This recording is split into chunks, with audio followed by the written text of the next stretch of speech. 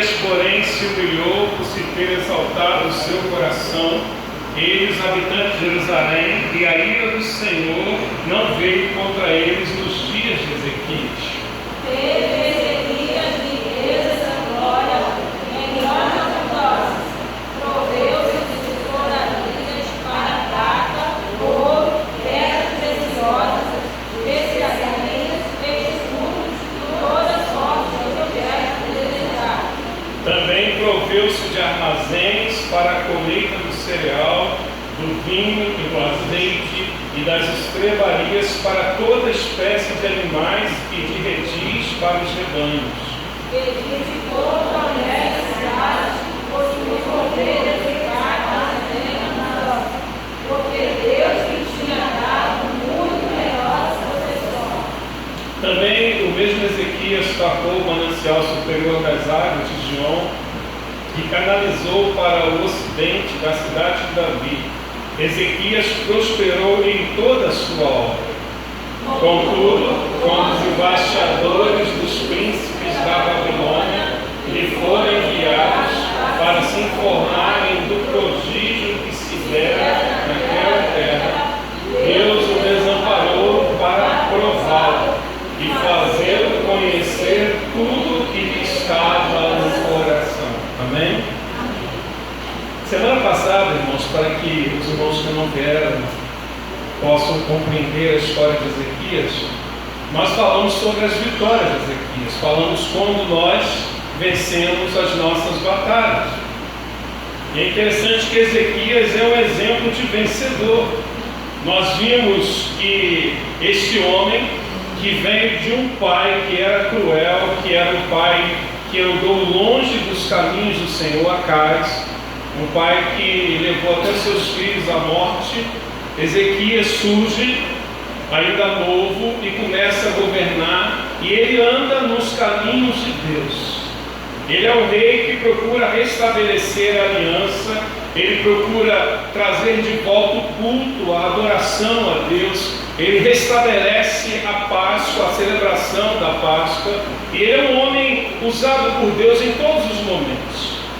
Nós vimos também que Ezequias, ele fica surpreso quando um exército assírio se acampa em Jerusalém, ali em Judá, para destruir a cidade, para levar os cativos. E a gente viu que Jeremias foi vitorioso, melhor, Ezequias foi vitorioso, porque ele anteveio o inimigo, ele foi à frente do inimigo ali, preparou, tirou as águas, ele fortaleceu as defesas, ele tirou o medo do povo. E ele levou o povo uma fidelidade a Deus. Parecia que a história estava linda, né? Parecia que tudo estava muito bem. E aqui eu já quero dizer a primeira frase desta mensagem: a vida cristã não importa como você começa, mas como você termina. Tem muita gente que começa bem, mas termina muito mal. Tem muita gente que tem grandes vitórias, mas se afasta de Deus, fica longe do Senhor e acaba perdendo a batalha. É interessante que Ezequias vai ainda ter uma outra grande vitória na sua vida, irmãos. Diz a Bíblia que ele vai adoecer com uma doença mortal. Alguns acreditam que foi um furúnculo daquele bem inflamado, e naquela época não havia cura. E diz o texto que quando Ezequias soube dessa informação, ele estava deitado, e aí é bom a gente entender que Deus ouve a nossa oração, seja em pé, de joelho, deitado, sentado, e ele virou-se e orou a Deus. E Deus atendeu a sua oração. E Deus deu a Ezequias um privilégio que a gente não conhece nenhum outro personagem bíblico que teve. Deus deu a Ezequias mais 15 anos de vida. E Ezequias era um homem tão ligado a Deus que ele chegou para o profeta Isaías e falou assim: mas qual é o sinal? Né? O que Deus vai me mostrar para dizer que ele realmente vai me curar? E ele diz que a sombra avança, não, que a sombra retroceda, que é mais difícil, né?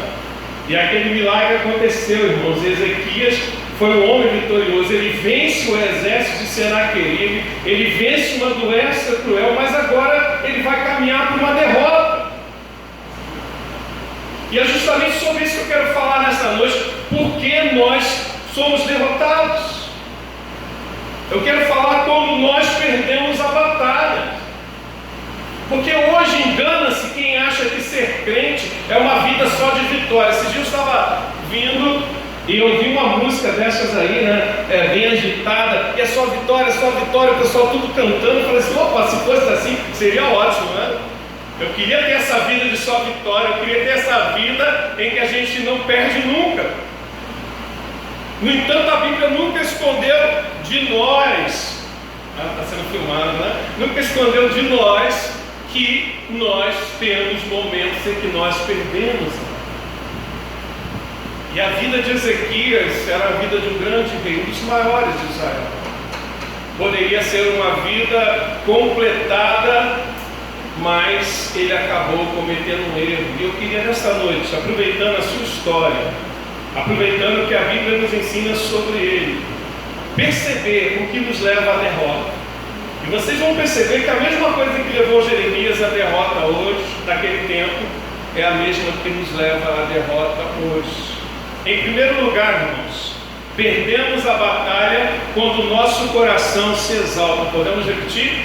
Perdemos a batalha quando o nosso coração se exalta. Verso 25, vamos ler? Mas não respondeu Ezequias ao benefício que fora feito, pois o seu coração se exaltou, pelo que houve ira contra ele, contra Judá e Jerusalém. Olha o que diz o cronista, né?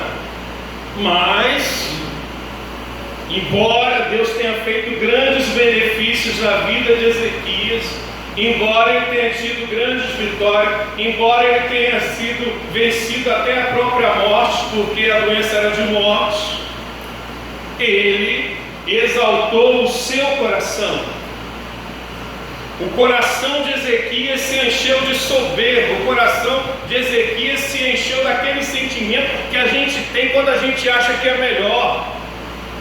O coração de Ezequias se encheu daquele sentimento que você tem quando você olha assim, poxa, eu sou o melhor na igreja, se eu não for não acontece, se eu que sou pastor não aparecer lá, o culto não acontece. Talvez Ezequias pensou assim, eu quero ser o maior rei da história. Talvez ele tenha pensado assim, de repente vamos igualar Davi. Eu não sei o que passou no coração dele, eu só sei que o coração dele se exaltou, e todas as vezes que nós nos exaltamos, nós caímos, e todas as vezes que nós nos exaltamos, nós perdemos a batalha, nós fracassamos. Provérbios 16, 18 diz assim, a soberba precede a ruína, e a altivez do espírito a queda. Salomão, que era um homem sábio, diz assim, toda vez que o seu coração se enche de soberba, toda vez que a altivez toma conta de nós estamos a um passo da queda. Você vai ser sempre derrotado, nós seremos sempre derrotados quando o nosso coração se encher de vaidade. Olha, eu sou o melhor no louvor, eu sou a pessoa fera lá na igreja, né? Eu sou o cara, eu sou bom demais. Quantas pessoas a gente conhece que isso toma o seu coração?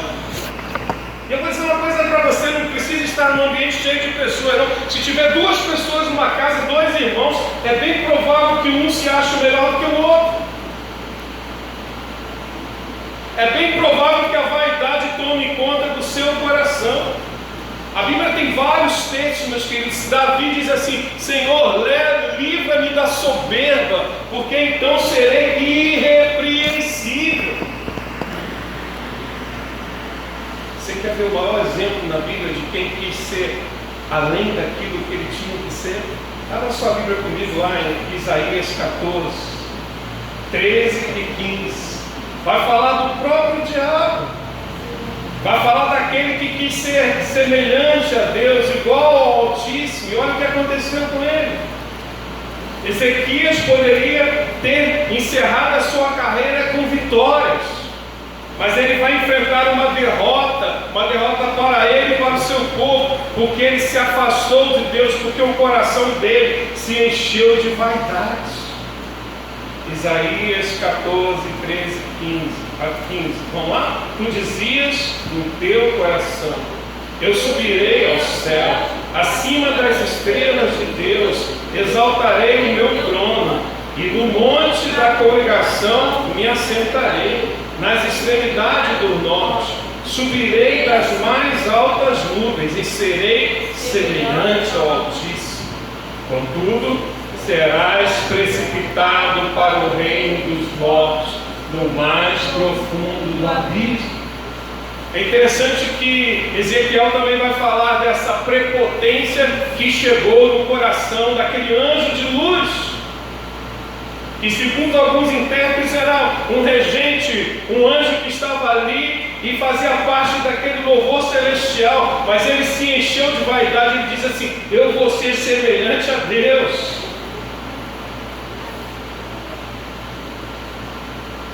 Cai entre nós, meus filhos, toda igreja que se exalta, ela cai também. Todo líder que se exalta, ele cai. Todo homem que se exalta, ele cai. Toda mulher que se acha superior, ele cai. Todo músico, quantos músicos já conheci bons na igreja que hoje estão no mundo?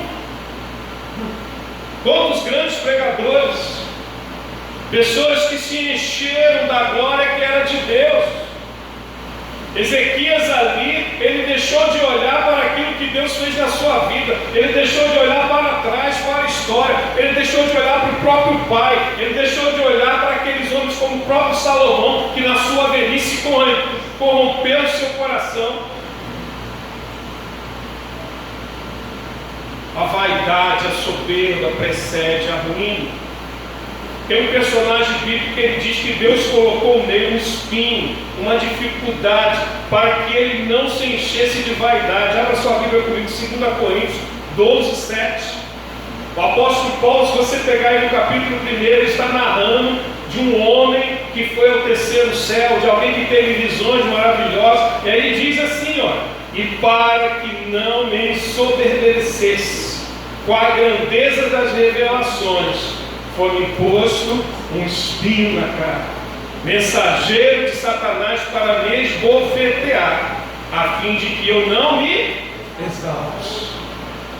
E depois a gente vai ter aquele versículo maravilhoso: a minha graça te basta, porque o meu poder se aperfeiçoa na fraqueza. O problema da exaltação, o problema da soberba, da vaidade, que a gente acha que a gente não depende mais de Deus. Nós perdemos todas as vezes que não dependemos mais de Deus. Nós perdemos todas as vezes que achamos que não precisamos orar. Nós perdemos todas as vezes que não precisamos consultar a Deus. Nós perdemos todas as vezes em que achamos que a igreja, o fato de ser crente, já nos dá vitória em tudo. Nós perdemos todas as vezes que acreditamos no Evangelho, que não é o Evangelho de Deus.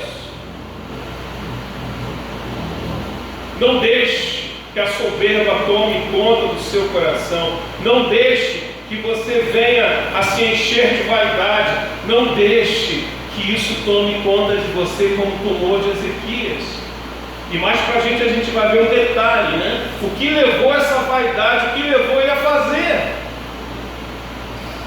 Em segundo lugar, irmão, voltando para o texto principal, o verso 31. Perdemos a batalha quando não passamos pela prova. Podemos repetir? Perdemos a batalha quando não passamos pela prova. Vamos repetir o verso 31, aliás. Contudo, quando os embaixadores dos príncipes da Babilônia foram enviados para se provarem o prodígio que se dera naquela terra, Deus os desamparou para prová-lo e fazê-lo conhecer tudo que lhe estava no coração. Então diz, a gente vai ver daqui a pouco como é que foi essa invasão, como é que a Babilônia chegou. Mas diz o texto que nesse instante Deus o deixou tomar uma decisão. E nesse instante Deus estava provando Ezequias para ver onde ele podia chegar e onde ele não podia chegar. E ele estava literalmente sendo provado. O grande rei, o servo do Senhor. Assim como o diabo chegou diante de Deus, eu estava lendo essa semana o livro de Jó, e o diabo chega à presença de Deus, e Deus fala assim: observaste o meu servo Jó? E o diabo chega: mas você encheu ele de bens, eu quero ver ele te servir sem nada, de graça, eu quero ver. E é interessante, meus queridos, que Deus permite que o diabo toque ali em Jó. E vai lá, ele toca, tira os filhos, tira um monte de coisa. E o diabo volta à presença de Deus, e Deus diz assim: observaste o meu servo Jó, como ele é fiel? E o diabo, muito astuto, diz assim: deixa eu tocar nele, ferir ele, deixa que a doença chegue na vida dele. Irmãos, é tão interessante o texto que ele enche Jó de úlceras. Se diz o texto que ele pega telhas, né? Não é nem essa telha tão perfeita que a gente tem hoje, começa a se coçar. E a mulher abençoada que ele tinha, ela chega para ele e diz assim: o que você ainda está crendo nesse Deus? Amaldiçoa seu Deus e morre. E ele diz: nu nasci, o Senhor deu, o Senhor tomou, bendito seja o nome do Senhor. Você passaria nessa prova? Você passaria no teste? Você passaria no teste em que você vai ter dificuldade? Então Deus dá a Ezequias a prova para que ele pudesse passar, para que realmente ele pudesse ser aprovado como um rei, um homem. E aí a gente pode dar o exemplo de Davi segundo o coração de Deus, mas ele não passa, porque o coração dele se enche de vaidade. É interessante que muitas pessoas são assim, são como aquela semente que cai sobre a pedra. Diz a palavra que elas creem apenas por um tempo, mas quando vem a provação, quando vem a dificuldade, quando vem as lutas, elas se desviam. Pastor Augusto Nicodemos, no livro que eu estou lendo, ele conta a história de vários homens que ele conheceu, grandes homens de Deus, pessoas da igreja. E ele diz que muitos deles hoje se afastaram da fé. Quando veio a provação, quando veio a luta, alguns abandonaram família, alguns abandonaram igreja, muitos se afastaram da presença de Deus, não passaram na prova. Terminei a minha carreira, guardei a minha fé. Agora a coroa da justiça está reservada. Meus queridos, lá em Tiago a gente vai ler um versículo sobre provação que eu já preguei aqui na igreja, Tiago 1,12. Você tem que marcar esse versículo todas as vezes que a provação chegar, todas as vezes que a luta chegar, todas as vezes que chegar alguma coisa na sua vida que você não sabe o porquê. Porque naquele momento Ezequias não sabia o porquê, ele não sabia o que estava acontecendo, aquela carta que foi enviada pelo rei da Babilônia, aquele desejo deles conhecerem Jerusalém, ele não sabia o porquê.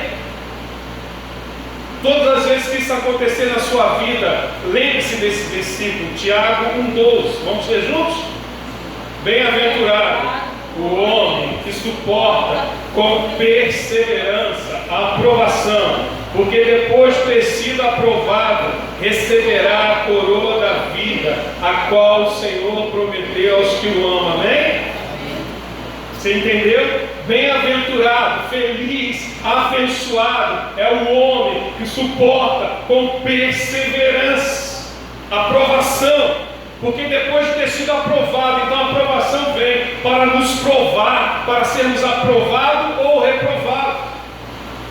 Não pensa você que vai entrar na igreja, não pensa você que vai vir para a igreja frutificar e no outro dia a tua vida virou um mar de rosas e que você já está no céu. Não, você está no mundo. A Bíblia diz que o mundo já é no maligno, diz que esse lugar existe coisas ruins, os dias são maus. Então cada dia mais esse mundo vai piorar, cada dia mais a gente vai ver atrocidades como a gente tem visto, de pessoas, de homens abusarem de crianças, até de bebês. A ministra Damares estava falando, eu fiquei assustado com isso. Existe uma corrente diabólica nesse mundo, que tudo que você possa imaginar de ruim acontece. E nós estamos aqui, e ficaremos aqui até o Senhor Jesus voltar. mas seremos provados e podemos ser reprovados ou aprovados diante de Deus. Basta a decisão do nosso coração. Para ser aprovado, meu querido, deixa a luz de Deus, deixa o sol de Deus bater na sua vida. Não tome a decisão sem consultar a Deus. Eu estava lendo a história de um desses filósofos e eu vi uma ilustração que eu pensei muito sobre isso. O nome dele era Diógenes. Era um desses filósofos que pregavam que ninguém tinha que ter nada, né? Ele morava dentro do barril, dos irmãos terem ideia, como se fosse o Chaves, né? E diz a história que Alexandre o grande imperador grego, foi visitá-lo. E Alexandre chegou diante de Diógenes, que estava num baú, num barril, e falou para ele assim: pode pedir o que você quiser que eu vou te dar. Pode pedir qualquer coisa, Diógenes. E ele olhou para Alexandre depois de um tempo e disse: Senhor, não tire de mim o que você não pode me dar. E Alexandre ficou bem sem entender e disse assim: se afasta do sol, cara, eu só quero o sol. A gente às vezes vem, o inimigo oferece coisas para a gente, enche o nosso coração de vaidade e tira de nós a presença de Deus. Ninguém pode te dar aquilo que Deus já te deu, que é poderoso para fazer infinitamente mais. Pode ser um grande imperador, pode ser quem quer que seja, o inimigo vai te oferecer coisas, mas diga não, eu só quero o brilho de Deus na minha vida. Passe no teste. Passe no teste. Em terceiro lugar, meus queridos, a gente vai precisar de ajuda lá de 2 Reis, capítulo 20, verso 12 e 13. Para a gente entender melhor, porque Crônicas eles resumem esse texto. Em terceiro lugar, perdemos a batalha quando deixamos o inimigo entrar na nossa vida. Vamos repetir? Perdemos a batalha quando deixamos o inimigo entrar em nossa vida. 2 Reis 20, 12 e 13. Vamos ver se o pessoal está bom de Bíblia, né? Amém? Ou misericórdia. Não vale Bíblia de celular não, tá, irmãos? Né? É fácil achar. Vamos ver juntos? Esse texto aqui, irmãos, vai nos fazer entender o que aconteceu diante de tudo que eu estou falando, como é que se deu essa invasão e qual foi a atitude de Ezequias diante da carta e do convite do rei da Babilônia.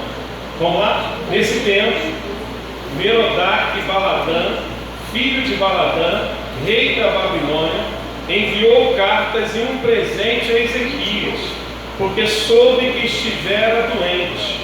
Ezequias se agradou dos mensageiros e lhe mostrou toda a casa do seu tesouro, a prata, o ouro, as especiarias, os óleos finos, o seu arsenal e tudo que se achava nos seus tesouros. Nenhuma coisa houve, nem em sua casa, nem em todo o seu domínio, que Ezequias não lhe mostrasse. Ou seja, meus queridos, o rei da Babilônia soube que Ezequias era um rei próspero e a Babilônia seria o próximo império. Eles derrotariam o império assírio, o império grego, e eles seriam o próximo império. E eles mandaram uma carta para o rei de Jerusalém, o rei de Judá, e essa carta eles mandaram um presente, né? Eles adularam Ezequias, possivelmente uma coisa com ouro, alguma coisa assim, a gente não sabe o que. E Ezequias recebeu a carta, homem de Deus, servo de Deus, homem que andava na presença de Deus, é como um pastor receber um convite de alguém que queira visitar a igreja e conhecer tudo. E Ezequias não orou a Deus, não buscou a Deus, não consultou o profeta, não esteve na presença de Deus em nenhum momento. O coração dele se encheu de vaidade. Ele pensou assim: eu vou mostrar para esse povo de longe a minha glória. Eu vou mostrar como a minha igreja está bonita. Eu vou mostrar como os instrumentos são novos. Eu vou contar isso para todo mundo. E o texto é tão minucioso, irmãos, que diz o texto que ele mostrou tudo, desde os tesouros de Israel até as armas, tudo que havia em Jerusalém, no templo. E aqueles camaradas, se eles estivessem no tato, vocês vão ir anotando e rindo. Eu falei assim: opa, né? Caramba, o cara está mostrando tudo, né? Está mostrando tudo. e até da casa dele, ele mostrou tudo. Esses homens vieram levar um relatório completo para o rei da Babilônia, que depois vai invadir Jerusalém, vai matar várias pessoas, vai destruir o templo, vai acabar com a cidade, vai fazer uma grande destruição naquele local, por causa que Ezequias deixou o inimigo entrar na sua casa, na sua vida, na sua cidade, onde ele estava. E eu vou dizer para você, todos nós temos constantemente deixado o inimigo entrar na nossa casa. Todos nós temos deixado o inimigo entrar e fazer o que quer. A gente já pregou várias vezes aqui. Jesus diz que ele veio para roubar, matar e destruir. E quando ele entra, não tem pena de ninguém. Seja através da mídia, seja através da sua mente, seja através do seu pecado. Semana passada a gente falou da capa de Acã que a gente leva para dentro de casa, seja através das coisas que você leva que não agrada a Deus, seja através das suas atitudes, seja através da hipocrisia que a gente vive um cristianismo que não é verdadeiro, seja através dessas coisas o inimigo vai encontrar uma brecha para entrar. E a estratégia é sempre a mesma, irmãos. Ele vai nos adular. Ou você acha que o inimigo vai vir, né, com cheio de chifre, aquela coisa feia, horrível, que você vai se assustar. A Bíblia diz que ele se veste de anjo de luz. E foi assim que fizeram com Ezequias. Ezequias caiu. Ele estava de pé, não se cuidou e caiu. E aqueles homens entraram, depois invadiram e destruíram. Eu gosto muito de filmes, né? E os filmes assim, que falam do inimigo, de vampiro, essas coisas, dizem que ele só entra se for convidado. Você já viu isso no filme? Mas na vida real é assim não, meu querido. Abriu uma brecha e já entrou. Não pense que você vai ter que fazer uma oração para convidar, não. Ele vai entrar à medida em que você deixa um espaço. Ele não descansa. Ele fica dia e noite, diz a Bíblia, nos acusando diante de Deus. Assim como ele fez com Jó, ele passa o tempo todo, e diz Jó em Apocalipse 2:10, que ele vai ser expulso, o acusador, aquele que nos acusa de dia e de noite. Então, enquanto você cochila, enquanto você dorme, enquanto você não vigia, como diz a palavra, você pode deixar uma brecha e o inimigo entrar na sua vida. E se ele entrar, ele vai destruir a sua casa. Jesus uma vez chegou para Pedro e disse: Pedro, irmão, o diabo está querendo peneirar vocês. Vocês lembram? Vocês lembram da atitude de Pedro? Não, comigo não. Eu sou o discípulo, eu sou o cara aqui, eu sou o Pedrão, né? Aí ele diz assim: eu vou fazer tudo pelo Senhor, até minha vida eu dou por ti. E Jesus olha para Pedro e diz assim: antes que os galos cantem 3 vezes, você vai me negar. E a gente vai ver Pedro negando Jesus 3 vezes, depois chorando amargamente, porque ele lembrou das palavras de Jesus. Perdemos a batalha, irmãos, quando deixamos o inimigo entrar na nossa casa. Quando deixamos que ele entre, visite os nossos filhos, consulte as coisas. Você sabe o que seu filho está fazendo na internet? Você sabe os jogos que o seu filho joga, se são jogos diabólicos? Ou você acha que não tem? Você sabe aquilo que está entrando na sua casa, que seu marido faz, que você faz? O inimigo, ele vai estar sempre tentando nos destruir. Feche a sua casa, coloque uma porta fortalecida. Não deixe que o inimigo entre no seu coração. Não deixe que ele seduza a sua vida. Não deixe que ele chegue sorrateiramente e encontre uma brecha. Eu estava lendo a reportagem de um ladrão que foi roubar lá no Paraná uma loja. E essa loja tinha uma porta de vidro bem reforçada. Mas esse ladrão achou que ia conseguir destruir a porta e entrar. E ele começou a socar a porta, chutar, até que uma porta quebrou e cortou a perna dele e ele veio a morrer. O ladrão não conseguiu entrar na loja, porque a loja estava fechada. Por que o inimigo entra na nossa vida, irmãos? Por que às vezes ele entra dentro de uma igreja que está indo muito bem, cria inimizade, cria divisões? Por que perdemos a batalha? Quando o nosso coração se exalta, quando não passamos na prova, quando deixamos o inimigo entrar. Mas é tão legal, irmãos, a Bíblia, porque lá em Ezequias mesmo, e eu quero fechar com esse versículo, Deus vai nos dar a receita para vencer tudo isso, para que esse mal não aconteça. Capítulo 32, verso 26, vamos fechar com esse versículo. Ezequias toma uma atitude depois do seu erro, toma uma atitude muito importante que a gente precisa tomar. Achou aí? Vamos ler? Ezequias, porém, se humilhou por se ter exaltado o seu coração, ele, os habitantes de Jerusalém, e a ira do Senhor não veio contra eles nos dias de Ezequias. Feche seus olhos agora. Sabe qual foi a solução de Ezequias para o seu pecado? Ele se humilhou perante Deus. Ele reconheceu que tinha errado. Ele reconheceu que havia pecado. E diz o texto que Deus teve misericórdia. E que nos dias de Ezequias não aconteceu as coisas ruins que aconteceram. Porque ele humilhou-se perante Deus. A Bíblia diz: aquele que se exalta será humilhado, e aquele que se humilha será exaltado. Como é que está o teu coração nessa noite? Como é que você está diante de Deus? Você acha que pode tocar a sua vida sozinho?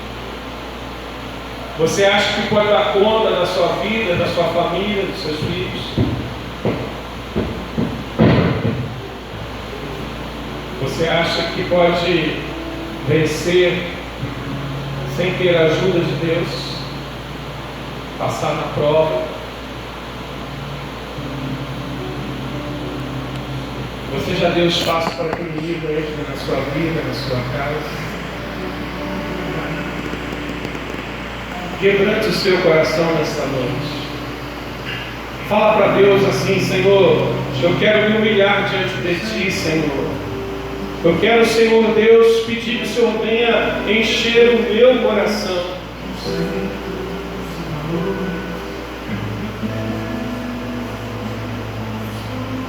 Deixa Deus tratar do seu coração. Talvez você já teve muitas vitórias na sua vida, mas no momento você está enfrentando uma derrota. Você pode mudar a história da sua vida humilhando-se, dizendo assim para Deus: Senhor, muda a minha história. Senhor, ó Deus, fecha as portas da minha casa. Senhor, tira a vaidade do meu coração.